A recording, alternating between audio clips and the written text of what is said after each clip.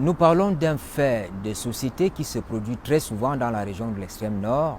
Il s'agit des affrontements entre les communautés. Le 10 août dernier, on a encore suivi malheureusement cet échange douloureux entre les communautés mousgoum et arabes. Nous profitons de la présence sur notre plateau du président de la fondation Abba Kaka Boku. Merci de nous faire l'honneur d'être là. Comment vous expliquez ces affrontements réguliers, ces affrontements intercommunautaires réguliers dans la région de l'extrême nord? Je pense que la résurgence de ces conflits interethniques, moi je n'appellerais ça conflit intercommunautaire. Parce qu'au sein de ces mêmes communautés, il y en a qui ne sont pas en guerre. Il y en a qui prônent la paix. Je dirais donc que c'est un conflit interethnique parce que les protagonistes sont mousgoum et arabes chois. Anthropologiquement parlant, il y a toujours eu des conflits. Le problème que nous avons connu à Dolé, en 72, en 92 aussi, il y a eu un conflit interethnique entre les Arabes et les Kotoko qui était sous-jacent à des questions politiques. Donc la résurgence de ces conflits est liée à des problèmes de gestion d'espace, donc de survie de ces communautés. Et en plus de ça, il est aussi lié à l'instrumentalisation des politiques qui manipulent les populations à des fins politiques pour leur mandat. Et tant qu'on n'a pas résolu, tant que les populations ne sont pas sensibilisées au fait que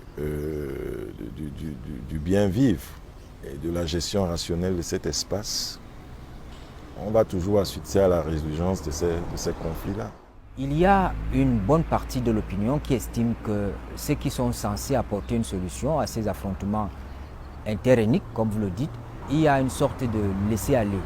Personne ne veut prendre la décision. Est-ce que vous partagez ce point de vue? Non, je ne partage pas cette opinion dans la mesure où les autorités publiques, à mon sens, donnent les rudiments pour pouvoir trouver des solutions à ces crises.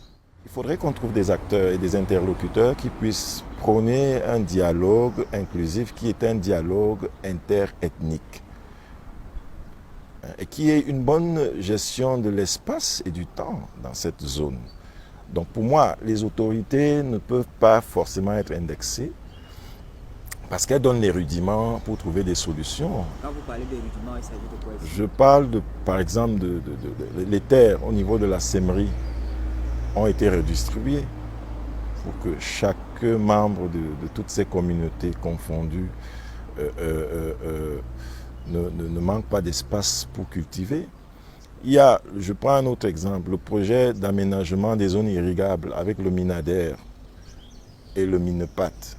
C'est aussi fait pour que les populations, quelles qu'elles soient mousgoum, qu'elles soient massa, qu'elles soient arabes, chois ou kotoko, puissent cultiver et puissent mener des activités agricoles.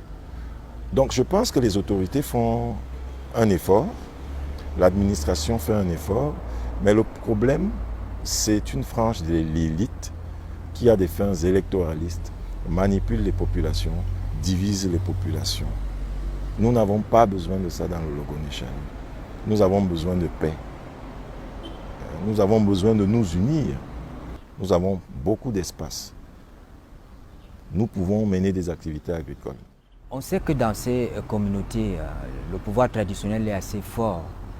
Pourquoi est-ce que les chefs traditionnels, les communautés, les chefs religieux ne s'asseyent pas pour trouver une solution, pour fumer le calumet de la paix, comme on dit? Cela n'arrive pas parce que l'autorité traditionnelle aujourd'hui dans le Logo-Nechari est fortement politisée. Elle a cessé d'être une autorité morale. Elle a cessé d'être une autorité religieuse.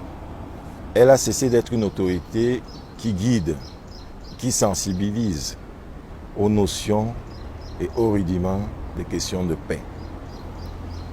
Et en cela, elle a perdu de sa verve.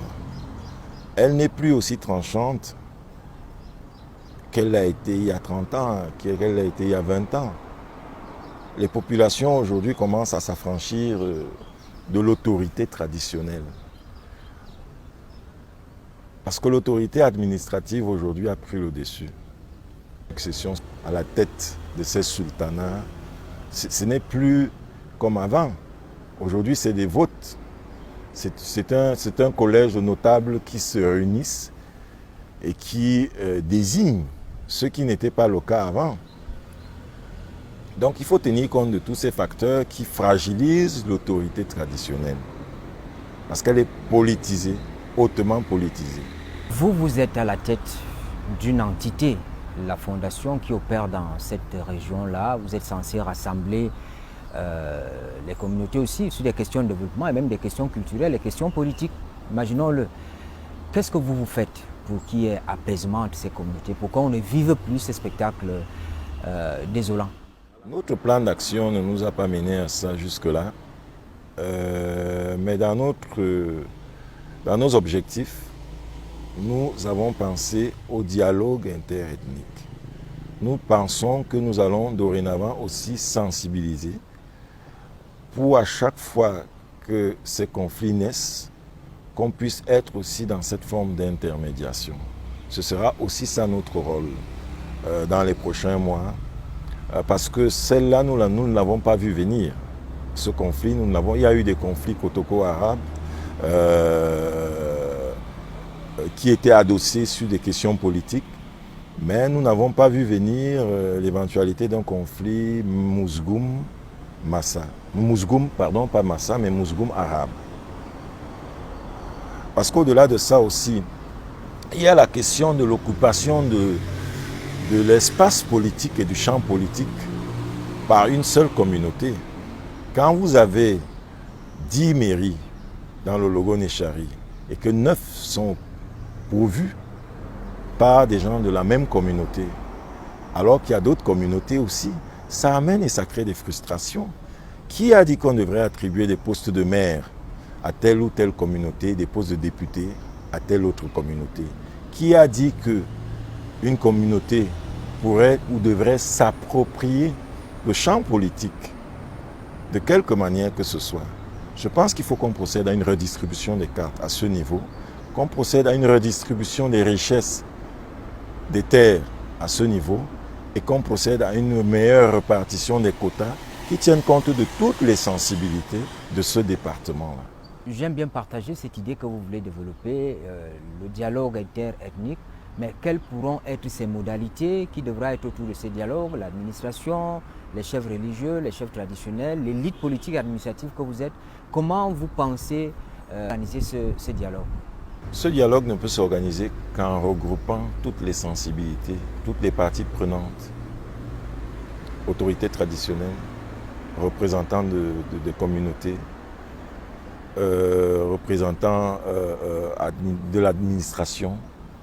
Il faudrait qu'on s'asseye et qu'on pense réellement à résorber, à gérer les conflits interethniques. Parce que je le dis, ce ne sont pas des conflits intercommunautaires. Parce qu'au sein de cette communauté, ou de ces communautés, il y a beaucoup qui ne sont pas pour les conflits. Mais c'est un conflit interethnique lié à l'occupation de l'espace, des terres, à l'occupation du champ politique même.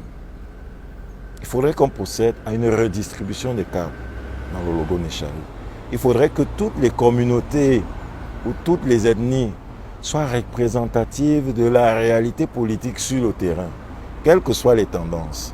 Je pense que ça va beaucoup aider déjà à instaurer un dialogue interethnique qui va permettre que toutes les tendances s'asseyent autour d'une table et dire voilà, nous ne sommes pas d'accord sur ci, nous ne sommes pas d'accord sur ça, nous proposons.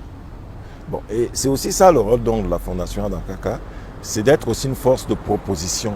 Donc la solution, c'est de s'asseoir autour d'une table, réellement, toutes les sensibilités, toutes les ethnies, et de pouvoir discuter sous les auspices éventuellement de l'administration, du pouvoir administratif qui est là pour réguler tout ça.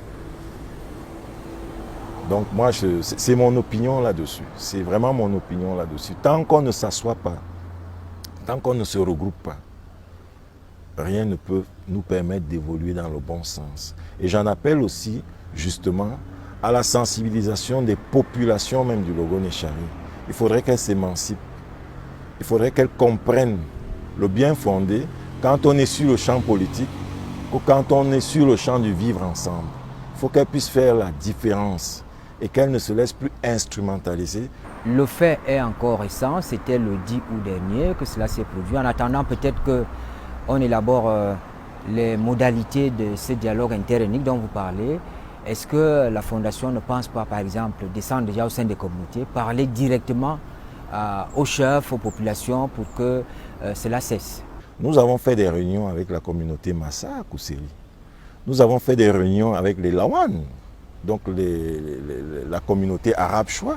Nous avons reçu l'intégralité des Lawan du Logo Nechari, il y en a 18 ou 19. Nous les avons reçus chez nous. Bon, moi, je suis Kotoko, mais j'ai de la famille du côté des Arabes. Ma grand-mère était arabe. Donc, je suis aussi un peu arabe.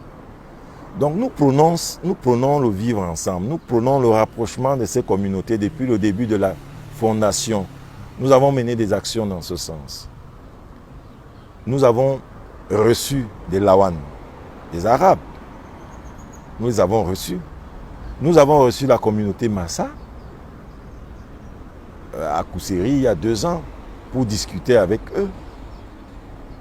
Donc cette sensibilisation-là, nous la prenons depuis le début de la fondation et nous allons en accentuant cela. C'est notre but. Le dialogue interethnique, le dialogue interreligieux, le dialogue intercommunautaire pour pouvoir résorber des conflits. C'est ça notre but. Nous parlions des affrontements intercommunautaires, interethniques dans la région de l'extrême nord. Cela s'est produit il y a quelques jours encore avec mort d'homme. Nous voulions comprendre le fond de ces affrontements qui opposent très souvent des communautés paysannes pour des questions de survie. Est-ce qu'on ne peut pas trouver des solutions à cela? Merci de nous avoir suivis. Bonne suite des programmes sur la CRTV.